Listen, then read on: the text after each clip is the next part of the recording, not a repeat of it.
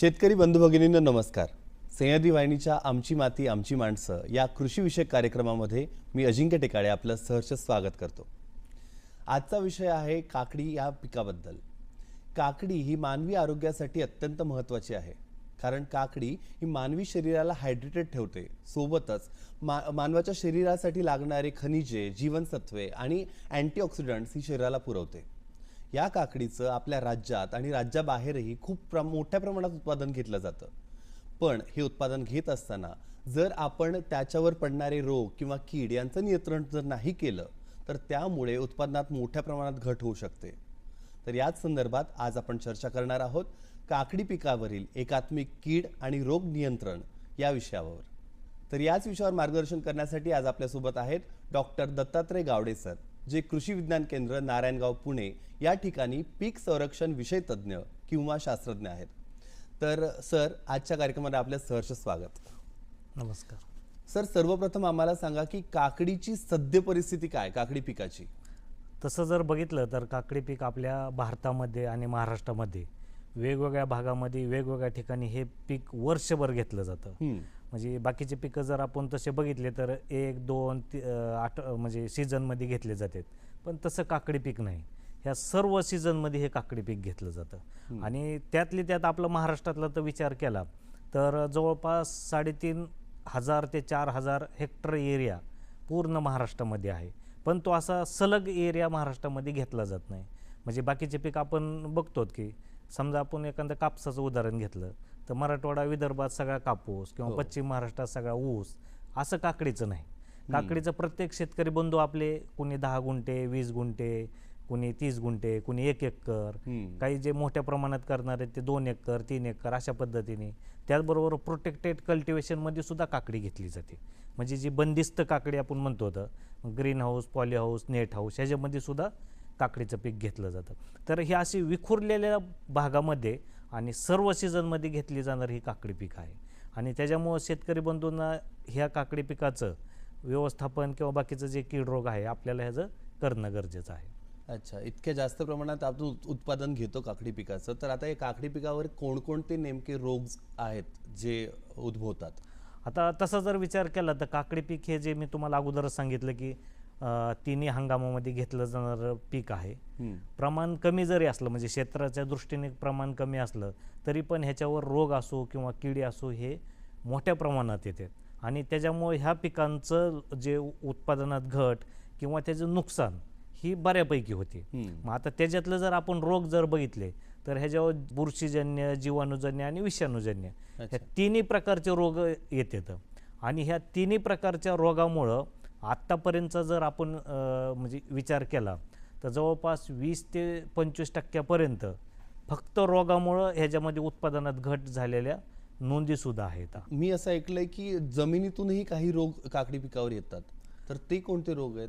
आता ह्याच्यामध्ये जर बघितलं तर जमिनीतून येणारे रोग किंवा बाकीचे जे समजा बुरशीजन्य, जीवाणूजन्य, विषाणूजन्य रोग आहेत, हे सर्व 1 किंवा 2 अवस्था ह्या बऱ्याच रोगाच्या ह्या जमिनीत असतात. पण त्याच्यातले मेजॉरिटी जे येतं जे रोग येणारे, मग त्याच्यामध्ये जर बघितलं तर फ्युजेरियम विल्ट म्हणून एक आहे, म्हणजे त्याला झाडांची मर सुद्धा म्हणतात, किंवा त्याच पद्धतीने बॅक्टेरियल विल्ट सुद्धा एक आहे. तर हे 2 रोग महत्त्वाचे जमिनीतून पिकामध्ये येणारे आहेत.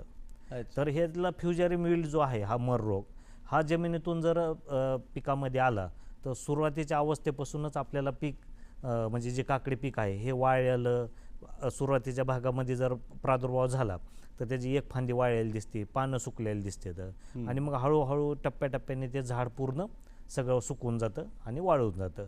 त्याच्यामुळं काकडी पिकाचे फुलं अवस्थेत जर असलं तर फुलंसुद्धा ड्रॉपिंग होतात. मग झाड वाळल्यामुळं फुलंसुद्धा ड्रॉपिंग होतात आणि अन्नद्रव्य खालून वर सप्लाय बंद होतो.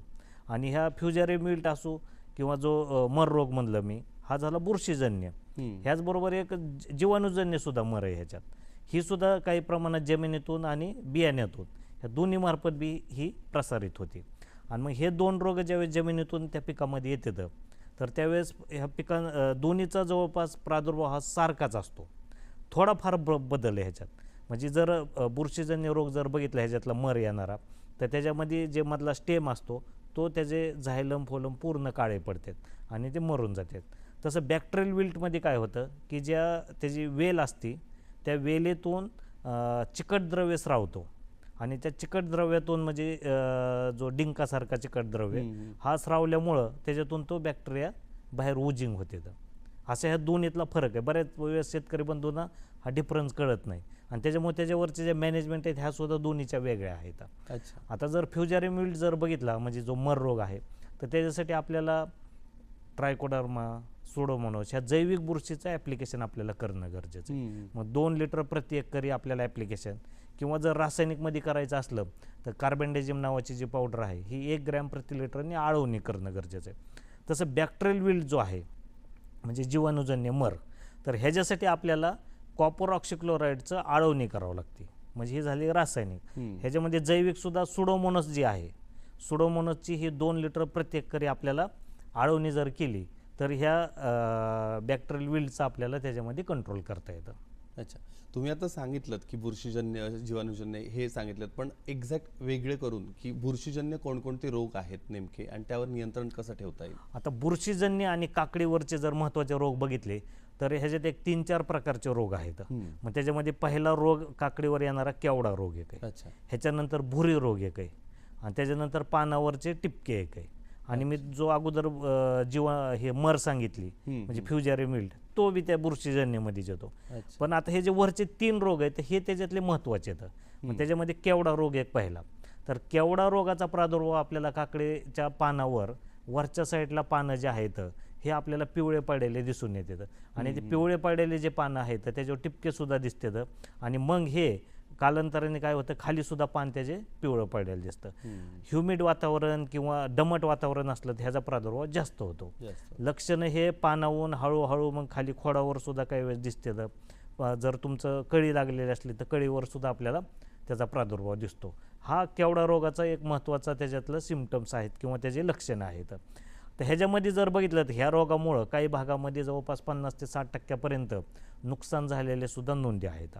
मग आता ह्या रोगाचं हे लक्षणं झाल्याच्या नंतर आपल्याला ह्याच्यात व्यवस्थापन सुद्धा करणं गरजेचं आहे. मग ह्याच्यामध्ये महत्त्वाचं म्हणजे काकडी पीक हे आपलं किंवा काकडी ही कंटिन्यू तोडणी चालू असते. बऱ्याच वेळेस मग शेतकरी बंधूंना ह्या रोगाचा प्रादुर्भाव झालेला दिसला तर त्याच्यावर जे औषधं फवारणार आहेत ह्याचा आपल्याला रेसिड्यू नसला पाहिजे किंवा रेसिड्यू लिमिट आपल्या लक्षात असली पाहिजे. त्याच्यानुसार त्याच्यावर रासायनिक बुरशीनाशकाचा वापर करणं गरजेचं आहे. मग त्याच्यामध्ये क्लोरोथॅलिनॉल जे एक बुरशीनाशक आहे ह्याला जे लेबल क्लेमने दिलेलं आहे तर 1 मिली प्रति लिटर पाण्याने जर हे फवारलं, फवारल्यापासून 5 दिवसापर्यंत ह्याचा अंश त्या झाडामध्ये असतो. म्हणजे हे सुद्धा आपल्याला लक्षात घेणं गरजेचं आहे. कारण काकडी पीक आपलं हे कंटिन्यू हार्वेस्टिंग राहणार आहे आणि ते मार्केटेबल असल्यामुळे ते मार्केटला सुद्धा जाणार आहे. ह्याचा रेसिड्यू सुद्धा त्याच्यात राहिला नाही पाहिजे ही सुद्धा शेतकरी बंधूंनी काळजी घेणं गरजेचं आहे. ह्याच्यानंतर आझोस्ट्रॉबिन एक बुरशीनाशक आहे. त्याचबरोबर त्याच्यामध्ये क्लोरोथॅलिनॉल एक आहे. त्याचबरोबर आझोस्ट्रॉबिन प्लस मँकोजेब प्लस ट्युबिकॉनॅझोल हे संयुक्त बुरशीनाशक एक आहे. त्याचबरोबर मेटेराम प्लस पायरोस्ट्रॉबिन सुद्धा आहे. हे काही बुरशीनाशकं आपल्याला त्याच्यामध्ये फवारणीमध्ये वापरू शकतात आणि ते सुद्धा शेतकरी बंधूंनी पहिलं म्हणजे CIBच्या क्लेमनुसार त्याचा रेसिड्यू किती दिवस आहे हे पहिलं पाहूनच फवारणी करावी. म्हणजे आपलं पीक किती दिवसांनी हार्वेस्ट करायचं. तर मी जे आता हे 2-4 बुरशीनाशकं सांगितले तर ह्याचा जवळपास 5 दिवसापासून 10 दिवसापर्यंत अंश आपल्या पिकामध्ये राहतो. हे झालं केवडा विषयीचं. ह्याच्यानंतर भुरी रोग जो मी अगोदर सांगितला हा भुरी रोग सुद्धा पावडर मिल्ड्यू म्हणून ह्याचा हे आहे आणि ह्याचा सुद्धा ह्या काकडी पिकावर मोठ्या प्रमाणात प्रादुर्भाव होतो. म्हणजे जसा हा सीझन आहे ऑक्टोबर, नोव्हेंबर, डिसेंबर, जानेवारी ह्या सीझनमध्ये ह्या भुरीचा मोठ्या प्रमाणात प्रादुर्भाव होतो.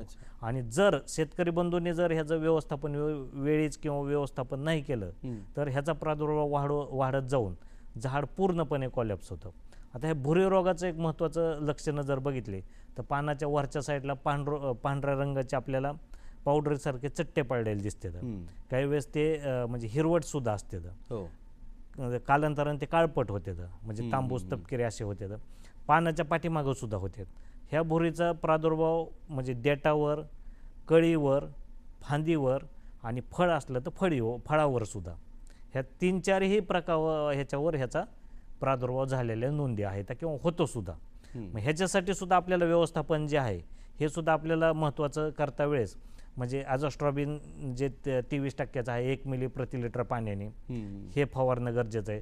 त्याचबरोबर azoxystrobin plus chlorothalonil, azoxystrobin plus mancozeb plus tebuconazole, plus copper sulphate plus mancozeb, त्याचबरोबर मेटेराम प्लस पायरोस्ट्रॉबिन, हे काही बुरशीनाशक आहेत.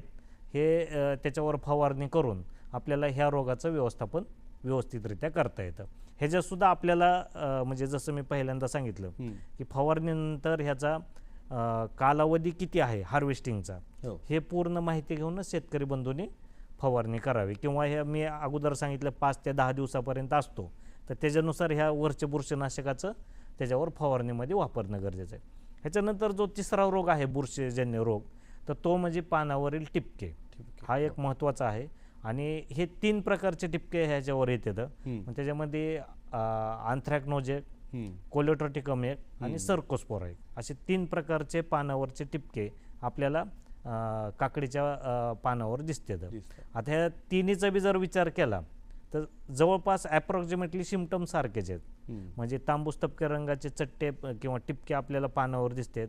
कालांतराने ते वाढत वाढत जाऊन पूर्ण पानसुद्धा ड्राय होतं आणि पानं ड्रॉप होते. त्याचबरोबर असं जर पानाचं बघितलं, पानावरून डेटावर येतो आणि काही वेळेस खोडावर सुद्धा ह्याच्यातले काही रोग येतात. मग हे असं आपल्याला लक्षात घेणं गरजेचं आहे. पावसाळी वातावरण, ढगाळ वातावरण, त्याचबरोबर टेम्परेचर कमी किंवा 85% पुढचं ह्युमिडिटी जर असली तर ह्याचा प्रादुर्भाव जास्त होतो. आणि मग ह्याच्यामुळे काय होतं की फोटोसिंथेसिस थांबलं जातं. म्हणजे हे वरचे जे 2-3 रोग आहेत ह्याच्यामुळे फोटोसिंथेसिस थांबतं, म्हणजे प्रकाश संश्लेषण क्रिया थांबली जाते, पानातून अन्नद्रव्य तयार होत नाहीत आणि त्याच्यामुळे फुलं फळं हे व्यवस्थितरित्या भरत नाहीत किंवा मार्केटेबल जे पाहिजे क्वालिटी ही फळामध्ये येत नाही. आणि मग काही वेळेस ड्रॉपसुद्धा होते ते किंवा जाग्यावर वाढते. तर जर कळीच्या अवस्थेत जर रोग आले, भुरी असो, आंथ्रॅकनोज असो किंवा डाउनी मिल्ड्यू असो, हे जर आले तर तुमची कळी झाडावर राहतच नाही, लगेच ड्रॉप होते. म्हणजे ही आपल्याला वेळीच झाल्याबरोबर किंवा प्रायमरी सिम्पटम्स असताना शेतकरी बंधूंनी ह्याचं व्यवस्थापन करणं गरजेचं आहे. तर त्याच्यासाठी आपण जे पानावरच्या टिपक्याचं मी जे सांगितलं, ह्याच्यासाठी व्यवस्थापनासाठी जर बघितलं तर क्लोरोथॅलिनॉल जे आहे हे एक बुरशीनाशक वापरू शकतात. किंवा मेटेराम प्लस पायरोस्ट्रॉबिन जे आहे हे बुरशीनाशक त्याच्यामध्ये वापरता येतं. त्याचबरोबर कॉपर सल्फेट प्लस मँकोजेब हे वापरता येतं. किंवा जे दुसरं जे बुरशीनाशक आहे मेटेरामचं, हे सुद्धा आपल्याला त्याच्यामध्ये वापरता येतं. तर हे वरीलपैकी 3-4 पैकी कुठलं तरी एखादं बुरशीनाशक वापरून आपल्याला ह्या रोगाचं व्यवस्थापन करता येतं. तर हे बुरशीजन्य रोग आणि त्याचं व्यवस्थापन जर अशा पद्धतीने केलं तर आपल्याला शेतकरी बंधूंना चांगल्या पद्धतीने उत्पादन येऊ शकतं. आता आम्हाला सांगा की जीवाणूजन्य रोग कोणकोणते काकडी पिकावर येतात किंवा त्याच्यावर प्रतिबंध कसा करता येईल? आता जीवाणूजन्यमध्ये जर बघितलं तर काकडी पिकामध्ये 2 प्रकारचे रोग आहेत. मग त्याच्यामध्ये बॅक्टेरियल विल्ट एक, म्हणजे मी जे बॅक्टेरियल विल्ट अगोदर सांगितलं तो एक, आणि दुसरा पानावरील टिपके म्हणजे बॅक्टेरियल टिपके पानावरील, त्याला अँग्युलर लिप स्पॉट सुद्धा म्हटलं जातं. तर हे काकडीच्या पानावर आपल्याला मोठ्या प्रमाणात दिसते. हे सुद्धा ह्युमिड वातावरण, पावसाळी वातावरण, त्याचबरोबर म्हणजे लो टेम्परेचर झालेलं असलं तर त्यावेळेस ह्याचा प्रादुर्भाव दिसतो. पानावर सुरुवातीला आपल्याला वरच्या साईडला ते टिपके आपल्याला झालेले दिसते आणि त्या टिपक्याबरोबर त्या टिपक्याच्या साईडला म्हणजे येल्लो कलरचे असे रिंग तयार होती त्याच्यावर. आणि हे पांढुरके टिपके असतात, म्हणजे जसं पाणी पायड्यावर कसे दिसते त्या टाईपमध्ये हे आपल्याला पानावर दिसते. म्हणजे दव पडणे किंवा धुकं पडणे ह्याच्यामुळं सुद्धा ह्या रोगांचा प्रादुर्भाव आपल्याला वाढायला दिसून येतो. आता हे आपलं म्हणजे आयडेंटिफिकेशन झालं. ह्याच्यानंतर ह्याचं व्यवस्थापन सुद्धा करणं गरजेचं आहे. ह्याचं व्यवस्थापनासाठी आपल्याला तसं जर विचार केला तर म्हणजे कॉपर ऑक्सिक्लोराइड जे बुरशीनाशक आहे हे आपल्याला त्याच्यामध्ये 2.5 ग्रॅम प्रति लिटर पाण्याने फवारणीमध्ये वापरू शकते. किंवा काही वेळेस हे बुरशीनाशक आपल्याला कॉपर ऑक्सिक्लोराइडचं आळवणीमध्ये सुद्धा 2.5 ग्रॅम प्रति लिटर पाण्याने आपल्याला आळवणीमध्ये केलं तर हे जे बुरशी जे बॅक्टेरियल डिसीज आहे हा आपल्याला त्याचं व्यवस्थापन व्यवस्थितरित्या करता येतं. म्हणजेच तुम्ही सांगितल्याप्रमाणे योग्य बुरशीनाशकांचा वापर करून आपण जीवाणूजन्य रोगांना देखील थांबवू शकतो. आता आम्हाला सांगा की विषाणूजन्य रोग कोणकोणते काकडी पिकावर उद्भवू शकतात आणि त्यावर आपण कशा प्रकारे नियंत्रण करू शकतो? आता काकडी पिकावर जर बघितलं तर विषाणूजन्य रोग हा एकच आहे हम्म. आणि तो कुकुंबर मोजॅक व्हायरस म्हणून तो आहे. अच्छा. तो बऱ्याच पिकाला इन्फेक्टेड करतो, जवळपास 200-250 पिकावर त्याचा प्रादुर्भाव होतो. बापरे. आणि हा कुकुंबर मोजॅक व्हायरस जो आहे हा ह्याचं पहिल्यांदा म्हणजे पानं तुम्हाला पूर्ण असे पिवळसर किंवा हिरवट आणि ओबडधोबड ते आकार होतो पानाचा. पानाची साईज बारीक राहते, पिवळे पडतात पानं. जास्त जर प्रादुर्भाव झाला तर पानं ड्रॉप सुद्धा होते. आणि विशेष म्हणजे ह्या रोगाचा एकदा एंट्री त्या पिकामध्ये झाली तर आपल्याला ती रिमूव्ह करता येत नाही, पण त्याला प्रतिबंध करावं लागतं. म्हणजे होऊ नये म्हणून जर उपाययोजना केल्या किंवा काही ह्याला टॉलरंट किंवा रेजिस्टन्स असलेल्या ज्या जिनोटाईप्स आहेत ह्या जर शेतकरी बंधूंनी लावल्या तर ह्या रोगाचं आपल्याला नियंत्रण करता येतं. किंवा हा रोग कसा आहे की प्रथमतः म्हणजे बियाण्यातून आणि नंतर सेकंडरी इन्फेक्शन हे सकिंग पेस्टमुळे होतं. म्हणजे ज्या रस शोषणाऱ्या किडी आहेत त्या. मग आपल्याला प्रथमतः बियाणं जे आहे किंवा जे रोपं लागवड करणार आहेत हे विषमुक्त असले पाहिजेत. म्हणजे त्याच्यामध्ये कुठल्याही रोगाचा प्रादुर्भाव असता कामा नये. आणि सेकंडरी म्हणजे आपल्याला त्याच्यावर जे सकिंग पेस्ट आहेत त्याच्यामध्ये मावा आहे, पांढरे माशी आहे, ह्या किडींचं आपल्याला व्यवस्थापन करणं गरजेचं आहे. किंवा ह्या रोगाचा प्रादुर्भाव झाल्याबरोबर किंवा तसं जर जाणवलं एखादं झाड दुसरं झाड तर लगेच हे उपटून त्याचा नायनाट करणं गरजेचं आहे. कारण की इन्फेक्टेड होऊन हेल्दीवर हे सकिंग पेस्टनी त्याचं व्हेक्टर ट्रान्समिशननुसार ह्याचा प्रादुर्भाव वाढत राहतो. मग आपल्याला हे वेळीच आयडेंटिफाय झालं की लगेच त्याचं विल्हेवाट करणं गरजेचं आहे. आणि सकिंग पेस्ट म्हणजे रस शोषणाऱ्या किडीचं व्यवस्थापन करणं गरजेचं आहे. मग त्याच्यामध्ये त्या किडीच्या व्यवस्थापनासाठी आपल्याला काही जे रासायनिक किंवा जैविक कीटकनाशक आहेत ह्याचा वापर करणं गरजेचं आहे. जैविकमध्ये निंबोळी आर्क, निम ऑइल ह्याचा वापर. रासायनिकमध्ये म्हटलं तर इमिडाक्लोपिड आहे, ह्या कीटकनाशकाचा वापर. त्याचबरोबर काही चिकट सापळे आहेत ह्याचासुद्धा आपल्याला जर वापर केला तर आपल्याला हा जो विषाणूजन्य रोग आहे हा वेळीच म्हणजे आटोक्यात आणता येतो किंवा कंट्रोल कर. आता आम्हाला हे जाणून घ्यायचं की काकडी पिकावरील पानांवर किंवा फळांवर कोणकोणत्या प्रकारचे रोग उद्भवू शकतात? आता तसं जर बघितलं तर पानावर आणि फळावर ह्याच्यावरचे जे रोग आहेत म्हणजे मी जे अगोदर तुम्हाला सांगितले केवडा असो, भुरी असो, त्याचबरोबर पानावरील स्पॉट असो, हे आपल्याला त्याच्यावर येते. ह्याच्यातलेच बरेच रोग काही म्हणजे त्याच्यातला भुरी रोग जो आहे हा फळावर सुद्धा येतो. म्हणजे जसं तुम्हाला मी ह्याला सांगितलं की कडी असो किंवा फुलं असो ह्याच्यावर सुद्धा भुरी येतो, त्याचबरोबर केवडा सुद्धा येतो.